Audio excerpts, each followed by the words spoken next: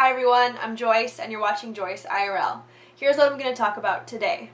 ModernWarfare3.com is not ModernWarfare3.com. Team Meat's new project, Valve comic book, and a nice little treat for you guys in the form of Captain America. Now, if you haven't already done this, go to ModernWarfare3.com. It'll automatically redirect you to EA's official site for Battlefield 3, which to me is really freaking hilarious.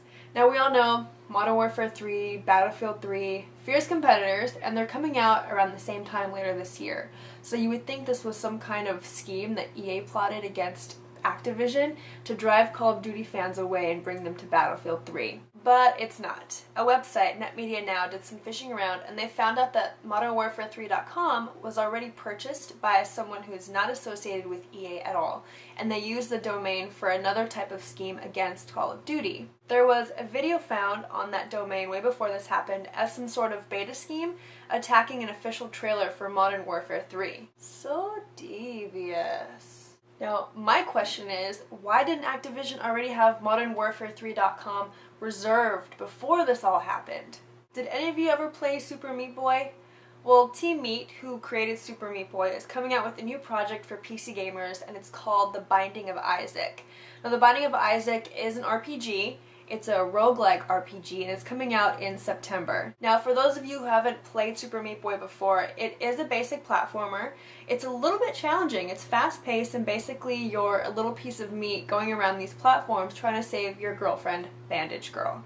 Now, I think The Binding of Isaac is going to be very different from Super Meat Boy in the fact that, not because it's just an RPG, but because it's also going to be a lot darker in theme than Super Meat Boy. The designer Edmund McMillan says the game plays off of The Legend of Zelda, but it's also going to be biblical and based around the stories of Abraham going to sacrifice his son in order to prove to God that he believes in him, which in itself is very dark. But McMillan says he's also trying to make the game a little more humorous. Now, he says he's not really sure where he's going to take the game after all this.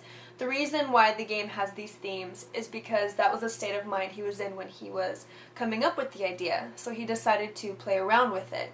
Now, I played Super Meat Boy before, and I really like that style of gaming. I like that game in general. I'm sure this RPG is going to be totally different, but I'm excited to see how it turns out, and I look forward to playing it.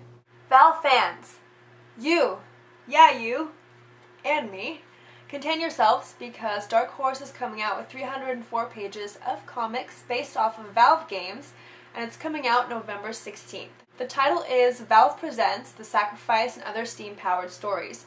Now this thing's going to be huge. It's going to be 9x12, hardcover, and it's going to feature comics from the games Left 4 Dead, Team Fortress, and Portal. I'm not too big on comic books and graphic novels, but because I play all these games and I love what Valve puts out, I'm definitely in line for this one.